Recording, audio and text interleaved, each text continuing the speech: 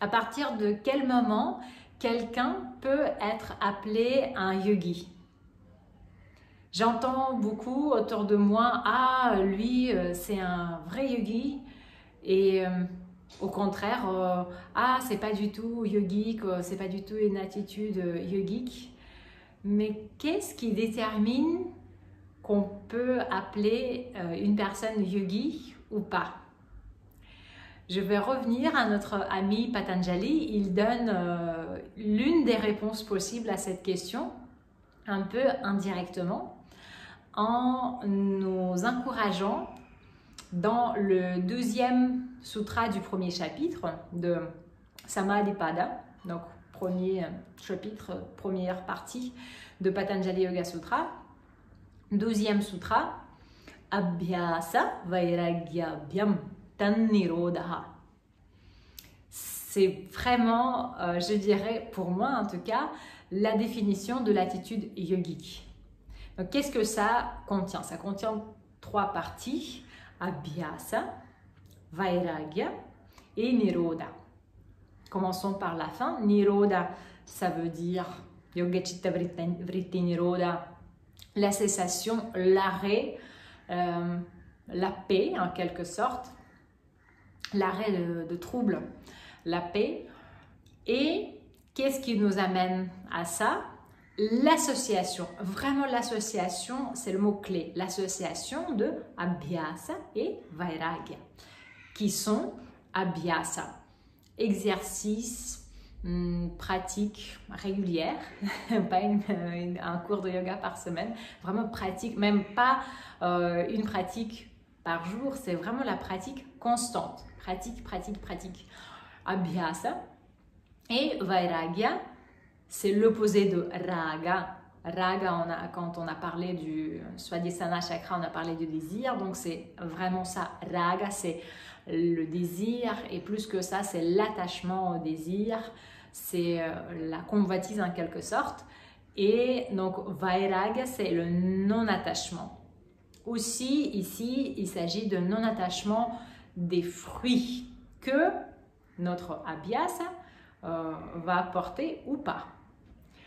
Pourquoi c'est important cette association des deux? Abhyasa et Vairagya, c'est seulement quand ils sont ensemble, ils nous amènent à Nirodha, à la paix, à la cessation des pensées et des inquiétudes, aussi bien sur le moment, juste d'avoir un petit moment de paix pour ma pratique de concentration et de méditation, ou même ça peut être cessation de toute inquiétude dans la vie. On peut être inquiet sur le moment parce qu'on est en retard, mais on reste profondément en paix. On est dans Nirodha parce qu'on est détaché et on pratique régulièrement. Donc, pourquoi c'est important à la liaison? Déjà, si on regarde le sanskrit, pour associer deux choses qui sont différentes, on va surtout utiliser le mot qui est cha. Cha, ça veut dire et. Par exemple, on va dire maman et papa, mata, pita, cha. Cha va être à la fin des deux choses associées. Parce que ce sont des choses différentes. Maman, c'est une chose, papa, c'est autre chose. Et on va les associer par cha. Alors que ici, il n'y a pas de cha. C'est Abhyasa Vairagyabhyam. Donc, c'est vraiment un moyen grammaticalement au niveau du sanskrit de souligner. Patanjali souligne que c'est indissociable.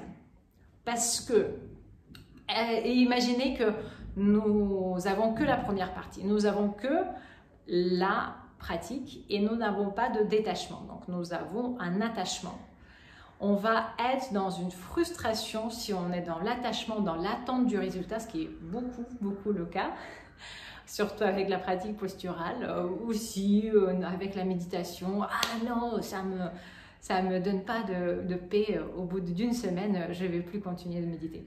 Mais avec la pratique posturale, on fait quelque chose, mais je n'y arrive pas, ou on pratique quelque chose, mais alors je ne suis pas parfait. Et donc il y a vraiment cet attachement. C'est bien d'avoir la pratique, mais s'il y a l'attachement, s'il y a cette attente de résultat, on ne va pas être en paix. Prenons la situation inverse, quand nous avons le détachement, mais nous n'avons pas de pratique. Oui, tout est brahman, tout est divin, de toute façon, on va tous finir par être réalisés, ou au contraire, on va tous finir dans la dissolution, dans le pralaya total. Donc il y a besoin de rien faire. Et ça ne fonctionne pas non plus parce qu'il y a le détachement, mais il n'y a pas la pratique et on ne peut pas avancer. Et je dirais, quand on parle de abhyasa, de la pratique, c'est pas juste quelque chose d'automatique. Ok, Surya Namaskar, je fais tic, tic, tic tous les jours, 1 an, 2 ans, 3 ans. Abhyasa, ça sous-entend une progression.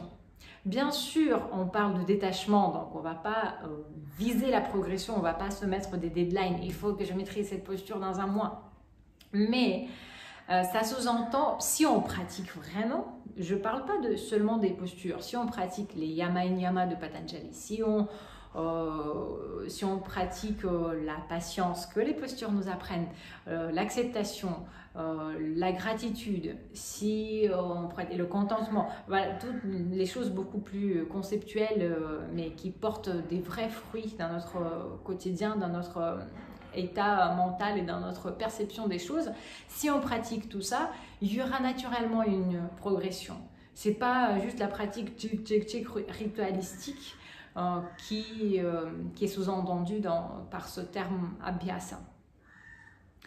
Ensuite, il y a le tout global de amener notre pratique et amener notre détachement, de s'entraîner sur le plan grossier. On va dire le postural, c'est un bon terrain pour s'entraîner et amener dans notre vie, c'est pour ça qu'on parle de la pratique 24 heures sur 24, mais ça ne veut pas dire que ah non, je ne vais pas pratiquer sur le tapis, je ne vais pas pratiquer ni pranayama, ni posture, ni la méditation, je vais juste être en observation de moi, de mes actions, de comment j'ouvre le frigo. Mais franchement, j'ai entendu littéralement ça. J'ai pas besoin de pratique.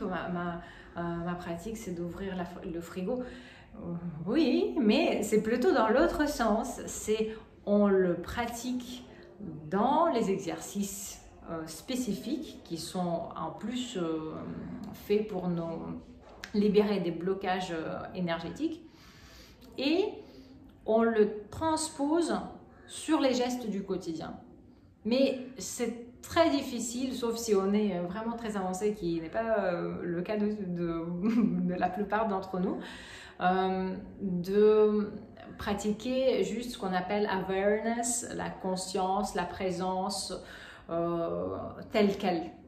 Il faut vraiment s'exercer, il faut vraiment abhyasa, mais avec le détachement.